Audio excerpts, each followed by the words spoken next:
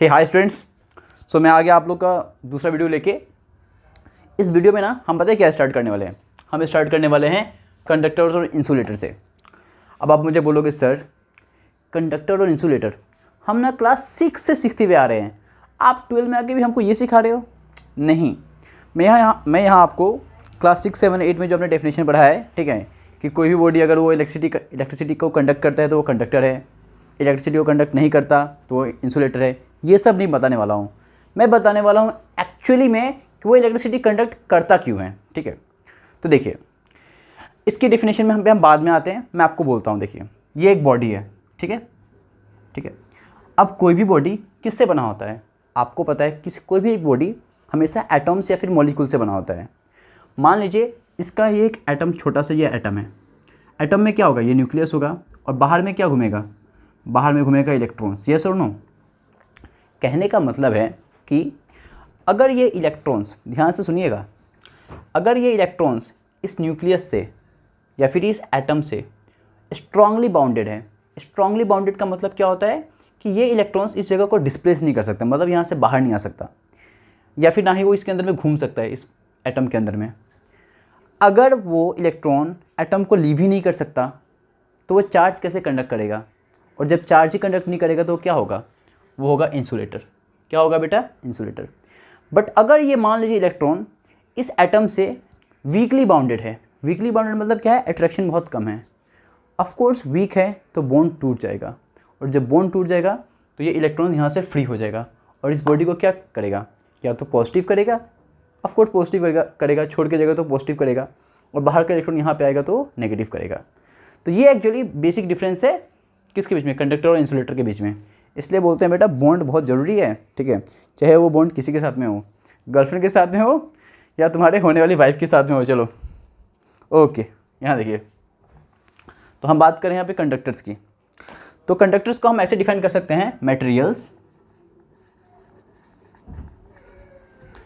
In which outer electrons. अच्छा, अब आप बोलोगे सर आउटर इलेक्ट्रॉन्स का मतलब क्या है? वो इलेक्ट्रॉन्स जो आउटर मोस्ट ऑर्बिट में होते हैं, ठीक है। Outer electrons are weakly bonded या फिर वीकली बाउंडेड, कुछ भी बोल सकते हो, ठीक है। वीकली बाउंडेड टू एटम्स, ठीक है। Materials in which outer electrons are weakly bounded to atoms of that material, या फिर बोल सकते हैं materials in which outer electrons are weakly bounded to atoms of that material, ठीक है। ये आप लोगों को समझ में आ गया होगा, ठीक है बेटा। मैं आपको इसका एग्जांपल देता हूँ। इसका एग्जांपल क्या है? कौन कौन से मटेरियल्स हैं? जैसे हम बात करते हैं मेटल्स की बात कर लेते हैं, ठीक है, खास करके मेटल्स, या फिर हम बात कर सकते हैं आयरन वगैरह की बात कर सकते हैं। आयरन भी एक्चुअली एक टाइप का मेटल्स ही हो गया, ठीक है। सिल्वर की बात कर लेते हैं, ठीक है।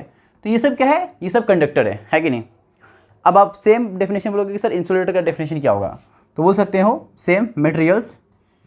एक काम करते हैं, materials in which outer electrons are weakly bounded to atoms, बस इतना, ठीक है, बस इतना ही ठीक है बेटा, बस। अब आप बोलोगे सर इंसुलेटर का डेफिनेशन क्या होगा, तो इंसुलेटर का डेफिनेशन भी सेम वही होना चाहिए, materials in which materials in which same outermost electrons या फिर आउटर इलेक्ट्रॉन्स, ठीक है, outer electrons are loosely bounded, ठीक है बेटा। कैसे? लूजली बाउंडेड, ठीक है। अच्छा, लूजली बोलोगे या फिर क्या बोलोगे बेटा? वीकली बोलोगे, ठीक है, टू एटम्स, ठीक है। और इसके अगर आप बोलोगे रवि सर इसका एग्जांपल दीजिए, तो इसका एग्जांपल प्लास्टिक हो गया, जो हमने क्लास बहुत छोटे में पढ़ा है बेटा, ठीक है। प्लास्टिक और बहुत सारे बेटा एलिमेंट्स भी है, ठीक है। जैसे हम बात कर ले पता है किसकी, क्या हो सकता है बेटा? गैसेज में हो गया ना, ऑक्सीजन वगैरह। एक्चुअली ऑक्सीजन वगैरह बोलना तो गलत होगा, ठीक है। प्लास्टिक हो गया, बेकेलाइट हो गया, है कि नहीं, मेलामाइन हो गया, एक्सेट्रा, ठीक है। चलिए, ये आई थिंक आप लोगों को समझ में आ चुका होगा, है कि नहीं। और ये बहुत बेसिक सा डेफिनेशन है, ये एग्जाम में पूछता भी नहीं है, ठीक है, तो इस पर इतना दिमाग लगाने की जरूरत नहीं है। हम आते हैं मेथड्स ऑफ चार्जिंग पे। ये बहुत इंपॉर्टेंट है, और ये वीडियो ना स्पेशली बेटा यहाँ के अरुणाचल प्रदेश के लिए, अरुणाचल प्रदेश के बच्चों के लिए स्पेशली बनाया गया है, ठीक है। तो जो भी बच्चे अरुणाचल प्रदेश के हैं, प्लीज़ आप इस वीडियो को और मुझे रिलीजियसली फॉलो कर सकते हैं, ठीक है, क्योंकि हम क्लास 12th का, नीट का, IIT JEE का सारा सिलेबस कवर करने वाले हैं इस वीडियो के अंदर, ठीक है। ऑफकोर्स और अपकमिंग वीडियोज़ के अंदर भी। मेथड्स ऑफ चार्जिंग, कोई आपसे पूछेगा चार्ज का मतलब क्या होता है। देखो आपको पता है, आप अपना फ़ोन चार्ज करते हो या फिर सेल्स को चार्ज करते हो, बैटरी को चार्ज करते हो, या किसी बॉडी को चार्ज करते हो। कोई आपसे पूछेगा चार्जिंग का मतलब क्या है, तो पता है चार्जिंग का मतलब होता है एक बात बताओ, एक बॉडी चार्ज कब होता है। हम कब बोल सकते हैं कि एक, मान लीजिए एक बॉडी है, सपोज ये बॉडी है, इस बॉडी को हमें चार्ज करना है, तो हमें क्या करना पड़ेगा। ऑफ कोर्स या तो बाहर से इलेक्ट्रॉन्स इस बॉडी पे लेके आना पड़ेगा, या फिर इसके इलेक्ट्रॉन्स हमको बाहर लेके जाना पड़ेगा। तो बेसिकली अगर किसी बॉडी को चार्ज करना है ना, समझ में कि नहीं, तो हमें ट्रांसफ़र ऑफ इलेक्ट्रॉन्स करना पड़ेगा। क्या करना पड़ेगा, ट्रांसफ़र ऑफ इलेक्ट्रॉन्स। अगर हम इलेक्ट्रॉन्स का ट्रांसफ़र कर सकते हैं तो हम बोल सकते हैं यस, मतलब इस body, sorry I mean to say कि अगर हम एक बॉडी के अंदर ट्रांसफ़र ऑफ इलेक्ट्रॉन्स कर सकते हैं, मतलब इलेक्ट्रॉन्स दे सकते हैं, इलेक्ट्रॉन्स ले सकते हैं, तो हम ऑफ कोर्स क्या बोलेंगे कि बॉडी क्या हो रहा है, चार्ज हो रहा है। तो कभी भी आपको बॉडी चार्ज करना है तो इसका मतलब या तो इसके ऊपर इलेक्ट्रॉन्स देना है या तो इसके अंदर से इलेक्ट्रॉन्स रिमूव करना है। सबसे पहला मेथड है मेथड ऑफ चार्जिंग, फ्रिक्शन। अब आप बोलोगे सर, आप मुझसे पूछोगे रवि सर फ्रिक्शन का मतलब क्या होता है, what do you mean by friction. तो मैं आपको ऐसे बताऊंगा, फ्रिक्शन का मतलब होता है बेटा रबिंग। हाँ, फ्रिक्शन का बेसिकली मतलब है, फ्रिक्शन मतलब क्या होता है, तो फ्रिक्शन मतलब होता है बेटा रबिंग, ठीक है। आप बोलोगे sir what do you want to say by rubbing, आप रबिंग से आप क्या बोलना चाहते हो। जैसे कोई एक बॉडी होता है हाँ, और ये दूसरा, मतलब ये कोई बॉडी है, ये दूसरा बॉडी है, मैं ऐसे रब कर रहा हूँ, ठीक है। तो क्या होगा, रब करने पे या तो ये इस बॉडी के इलेक्ट्रॉन्स इस बॉडी पे आएंगे, या फिर इस बॉडी के इलेक्ट्रॉन्स इस बॉडी पे आएंगे। मतलब एक्चुअली में क्या हो रहा है, इलेक्ट्रॉन्स का ट्रांसफ़र हो रहा है, और जब इलेक्ट्रॉन्स का ट्रांसफ़र होगा तो क्या होगा, बॉडी चार्ज होगा। तो फ्रिक्शन जो है ना बेटा, एक बहुत ही अच्छा मेथड है चार्जिंग का, समझ में है कि नहीं। अच्छा, और आपने क्लास 8-10 में पढ़ा होगा, friction is a necessary evil and also a friend. Friction बहुत ज़रूरी है, अगर फ्रिक्शन नहीं होता ना बेटा तो ना ही हम अर्थ पे चल पाते, ना ही हम कहीं मूव कर पाते, ठीक है। जिस तरह ग्रेविटेशनल फोर्स ज़रूरी है ना, ठीक उसी तरह फ्रिक्शन भी बहुत ज़्यादा ज़रूरी है। अब मैं यहाँ आपको ना कुछ एग्जांपल देने वाला हूँ कुछ बॉडीज़ की। अच्छा, ये बहुत ज़्यादा इंपॉर्टेंट है, ये जो एग्जांपल है ना ये काफ़ी ज़्यादा आपको इंपॉर्टेंट है। किसके लिए, नीट के लिए, ठीक है, IIT JEE के लिए, ठीक है। ये बहुत बार आ चुका है ऑलरेडी। हाँ बच्चों, तो ये जो एग्जांपल्स है ये आपके लिए बहुत ज़्यादा काम करेगा, तो प्लीज़ आप इन एग्जांपल्स को बहुत अच्छे से पढ़िएगा, ठीक है। अच्छा, अब आप बोलोगे रवि सर कि आप कौन कौन सा एग्जांपल देने वाले हो, ठीक है। तो मैं जो सबसे पहला एग्जांपल है ना वो दूंगा आपको ग्लास रोड और सिल्क क्लॉथ का। किसका, ग्लास रोड और सिल्क क्लॉथ। मान लीजिए मैं एक ग्लास रोड को ना, एक ग्लास का रोड है, मान लीजिए ऐसा है,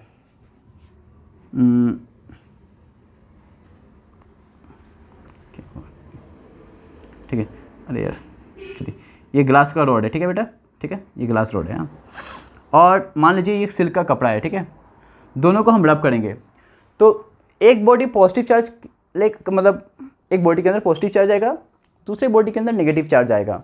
तो आप मुझसे पूछोगे कि सर किस बॉडी के अंदर पॉजिटिव आएगा, किस बॉडी के अंदर नेगेटिव आएगा। तो इसको मैं आपको ऐसे बता सकता हूँ कि जब भी आप किसी चीज़ को रब करते हो ना, ठीक है, तो आप एक चीज़ याद करना, ग्लास रॉड हमेशा पॉजिटिव चार्ज एक्वायर करता है, ठीक है, और सिल्क क्लॉथ हमेशा नेगेटिव, ठीक है। ये आप याद रख सकते हो, ठीक है। याद रख सकते हो मतलब क्या, याद रखना ही पड़ेगा, और कोई ऑप्शन नहीं है बेटा। हाँ, इसमें कोई कंसेप्ट नहीं है, इसके अंदर आपको पता होना चाहिए कि जब भी हम ग्लास रोड को और सिल्क को रब करते हैं तो इलेक्ट्रॉन्स ग्लास रोड से सिल्क क्लॉथ में आता है, और जब इलेक्ट्रॉन्स ग्लास रोड से सिल्क क्लॉथ में आएगा तो glass rod of course positive charge होगा और silk cloth negative charge. I think आप लोगों को समझ में आ गया होगा। बट सेम अगर आप कोई उलन क्लॉथ, कोई ऊल का कपड़ा जानते हो ना बेटा, हम ठंडी के दिनों में हम ऊल के कपड़े पहनते हैं, उसको आप किसी रबर के साथ अगर आप क्या करो, रब करो, किसके साथ बोलो तो बेटा रबर के साथ, या फिर एम्बर हो गया या प्लास्टिक ऑब्जेक्ट हो गया, तो उलन क्लॉथ उस केस में क्या होगा, पॉजिटिव चार्ज होगा, ठीक है। उलन क्लॉथ क्या होगा बेटा, पॉजिटिव चार्ज, ठीक है। अच्छा, और आपका हो गया, मैं आपको बोल दूँ बेटा प्लास्टिक हो गया, ठीक है, एम्बर हो गया, ठीक है, ये सब क्या होंगे बेटा बोलो तो नेगेटिव चार्ज होंगे। क्या होंगे बेटा बोलो तो नेगेटिव चार्ज। इसमें ना बेटा रबर भी आता है, कहीं कहीं ना बेटा ये रबर का शू लिखा होता है, पर आप रबर बोलो या फिर रबर शूज़ बोलो, बात एक ही है, ठीक है। तो ये दो एग्जांपल आपको याद रखने हैं, ठीक है। यहाँ से क्या होगा, उलन क्लॉथ से इलेक्ट्रॉन्स किसके पास आएंगे, प्लास्टिक एम्बर या रबर शूज, सॉरी, ठीक है। थर्ड है बेटा, अच्छा थर्ड जो मैं बताने जा रहा हूँ ये बहुत अच्छा मतलब एक्सपेरिमेंट भी आप लोगों ने किया होगा। कभी आपने देखा है, आप एक स्केल ले लो, उसको सर में ना ऐसे ऐसे रगड़ो, और उस स्केल से ना बेटा आप ये जो क्या बोलते हैं पेपर के टुकड़े होते हैं ना, उसके ऊपर रखो तो आप देखोगे जो पेपर के जो टुकड़े हैं ना वो चिपक जाते हैं प्लास्टिक में, मतलब प्लास्टिक के स्केल में। ये आपने बहुत बार किया होगा, स्कूल में आप दिखाते भी होगे। ये जादू जादू, कोई जादू नहीं, उसके पीछे भी साइंस है, ठीक है। तो याद रखना बेटा, जब भी आप ड्राई हेयर को में आप फॉर्म डालोगे या फिर आप हेयर में किसी प्लास्टिक के स्केल से रब करोगे, तो पॉजिटिव चार्ज हमेशा कौन होता है? ड्राई हेयर या फिर, ठीक है। और नेगेटिव चार्ज किस में होता है बोलो तो बेटा? तो आपको ड्राई हेयर अगर पॉजिटिव होगा तो सामने वाला क्या होगा? कॉम बोलो या फिर प्लास्टिक बोलो, क्या होगा? वो नेगेटिव चार्ज होगा, ठीक है। समझ में कि नहीं? स्लैश नहीं, कॉमा दे देते हैं। आई थिंक आपको समझ में आ रहा होगा, ठीक है। ये सब बहुत एग्जाम्पल है। अच्छा, अगर आप जैसे मान लीजिए किसी भी कैट के स्किन को, अच्छा इबोनी रोड क्या होता है छोड़ो, अभी जानने की जरूरत नहीं है बेटा। अगर आप एक कैट के स्किन को, ठीक है, कैट स्किन बोलते हैं उसको, ठीक है, उसको आप इबोनी रोड के साथ अगर आप रब करोगे ना, तो कैट स्किन हमेशा पॉजिटिव चार्ज होता है, मतलब एक्वायर करता है, और इबोनी रोड क्या एक्वायर करता है? Negative charge. आई होप मैंने आप लोगों को यहाँ तक क्लियर कर दिया होगा, ठीक है। तो हम इसके बाद नया टॉपिक देखते हैं। सो बच्चों, मैं आपके लिए अब एक नया टॉपिक लेके आया हूँ। टॉपिक एक्चुअली वही है, पर हमने पैथड्स और चार्जिंग में सबसे पहले क्या पढ़ा? फ्रिक्शन पढ़ा। सेकंड टॉपिक है तुम्हारा इलेक्ट्रोस्टैटिक इंडक्शन। क्या है बेटा बोलिए तो? Electrostatic induction. आप मुझसे पूछोगे कि रवि सर इलेक्ट्रोस्टैटिक इंडक्शन क्या होता है, तो मैं आपको ऐसे बोलूँगा, देखिए पता है, देखिए दो टाइप का प्यार होता है। अब बोलोगे सर आप ये क्या समझा रहे हो? मैं बोलूँगा हाँ, एक प्यार क्या होता है जो हम जानवरों को दिखाते हैं, ठीक है, हम उनको ऐसे प्यार से टच करते हैं, है कि नहीं, फ्रिक्शन, उनको अच्छे से पुचकारते हैं।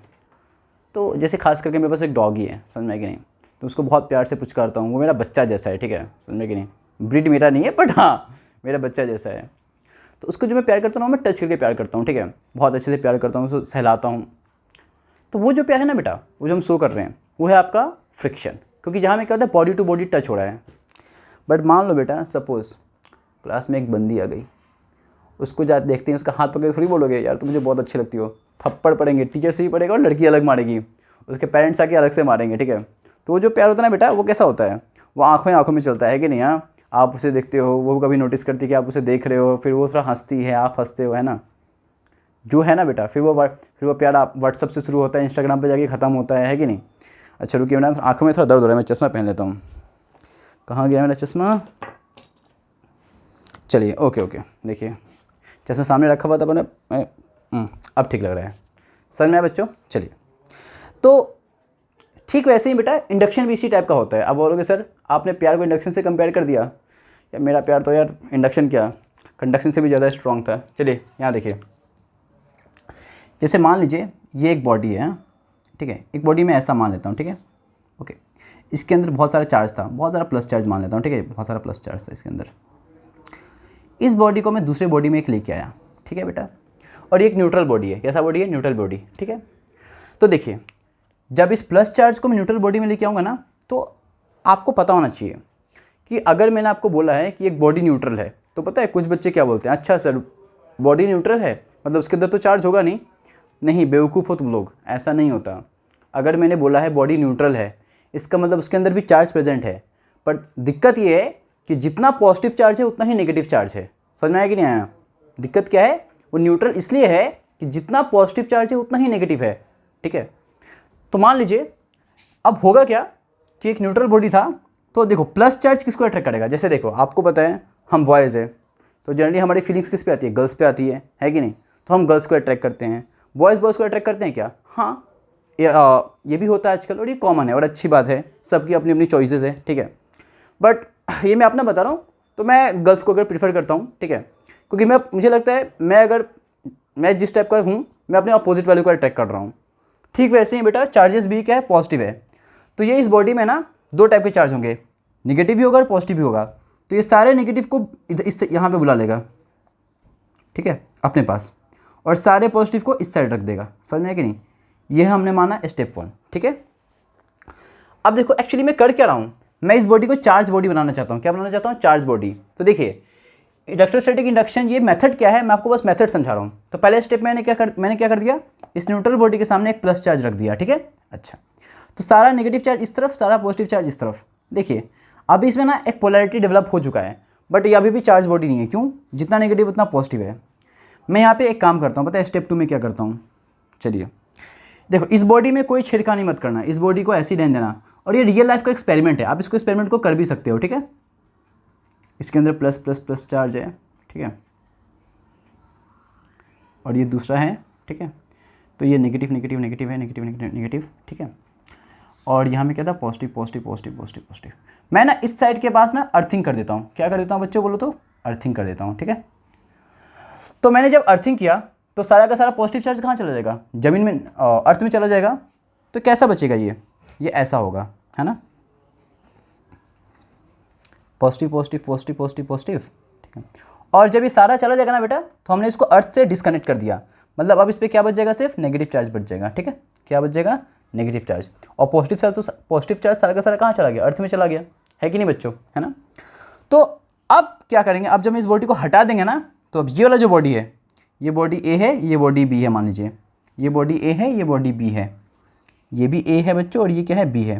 तो अब ए को आप हटा दो तो आप देखोगे बी में ना ये जो प्लस चार्ज बचा है ना, ये सब हर जगह फैल जाएगा, सॉरी प्लस चार्ज नहीं, माइनस चार्ज क्या हो जाएगा, हर जगह फैल जाएगा, ठीक है,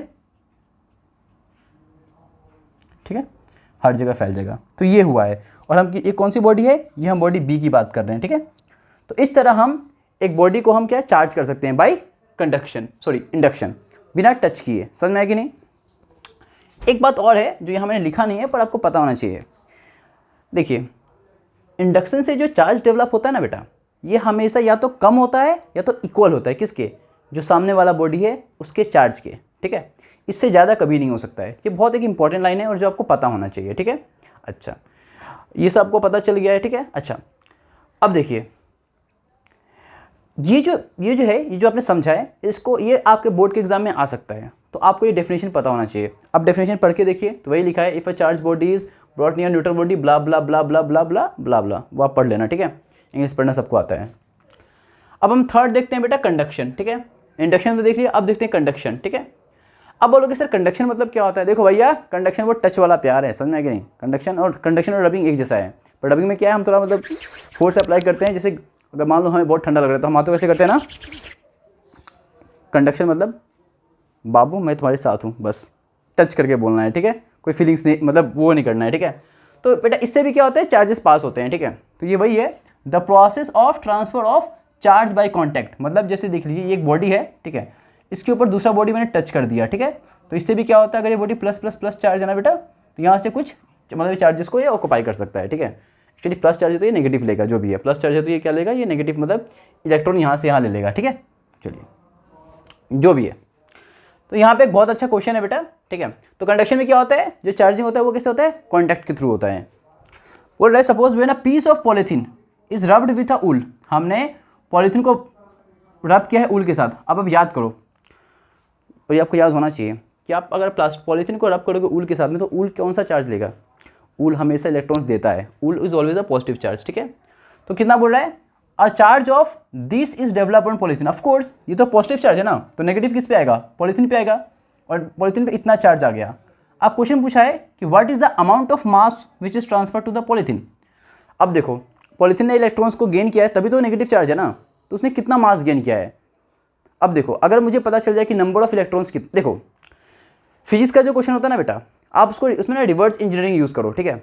आप क्वेश्चन देखो, क्वेश्चन क्या बोल रहा है, what is a mass, what is a amount of mass which is transfer to polythene. हमको मास निकालना है, ठीक है।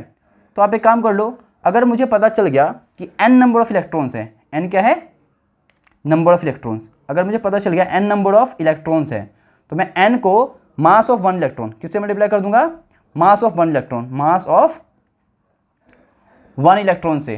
तो मेरा आंसर आ जाएगा कि नहीं आ जाएगा। तो n को n से, मास ऑफ 1 इलेक्ट्रॉन कितना होता है, मास ऑफ 1 इलेक्ट्रॉन होता है बेटा पता है कितना, 9.1 इंटू 10 का पावर -31 kg, ठीक है। तो मेन पंगा क्या है, n निकालना। क्या हमें निकालना क्या है बेटा, नंबर ऑफ इलेक्ट्रॉन्स, है कि नहीं। तो नंबर ऑफ इलेक्ट्रॉन्स यहाँ में चार्ज दिया हुआ है भाई, एक ही फॉर्मूला है जो रवि सर ने आप लोगों को सिखाया है, Q = NE, n का वैल्यू क्या होगा, Q/E होगा, है ना। चार्ज कितना है, -2 इंटू 10 का पावर -7 कूलम, ठीक है। और इलेक्ट्रॉन का चार्ज कितना होता है, 1.6 -1.6 इंटू 10 का पावर -19 कूलम। अब एक काम कीजिए, यहाँ पे काटना है, ठीक है। और आजकल के बच्चे काटने में तो बहुत एक्सपर्ट होते ही हैं, ठीक है। तो इसका आंसर आएगा, आप जब सबको सॉल्व करोगे ना, सबको सॉल्व करोगे तो इसका आंसर आएगा पता है कितना आएगा, 1.25 इंटू 10 का पावर पता है कितना आएगा, 12। ये नंबर ऑफ इलेक्ट्रॉन्स आ गया। अब हमको क्या चाहिए बेटा, मास चाहिए, है ना। तो ठीक है, मास चाहिए ना, तो चलो इसको हम रब कर देते हैं ना। चलिए इसको रब कर देते हैं, ठीक है। तो हमने इसको रब कर दिया, तो हमारा मास का वैल्यू कितना होगा, हमारा मास का वैल्यू होगा बेटा 1.25 इंटू 10 का पावर +12 मल्टीप्लाई बाय क्या है बेटा 9.1 इंटू 10 का पावर -31। अब इसको आपको सॉल्व करना है, ये आपको सॉल्व करना भाई कोई नहीं सॉल्व करा सकता है। आप चाहोगे मैं आपको सॉल्व कर दूँ तो ये भी आपके लिए मुश्किल रहेगा, ठीक है। तो इसका आंसर ना बेटा, वैसे मेरे पास तो आंसर लिखा हुआ है, ठीक है। अब मुझे कैलकुलेट करने वाला तो मैं नहीं हूँ, तो इसका आंसर होगा 11.38 इंटू 10 का पावर कितना होगा, -19 होना चाहिए, -19 होगा, ठीक है। इतना kg होगा आंसर, ठीक है। अब आंसर में कोई मिस्टेक होगा तो आप लोग चेक करिए और मुझे बताइएगा कि सर अभी सर आप गलत हो या सही हो, ठीक है। चलो तो बच्चों सेकंड वीडियो में बस इतना ही। हम ना थर्ड वीडियो जब बनाएंगे ना तो उसमें हम अच्छे से करेंगे, ठीक है बच्चों। चलो बाय।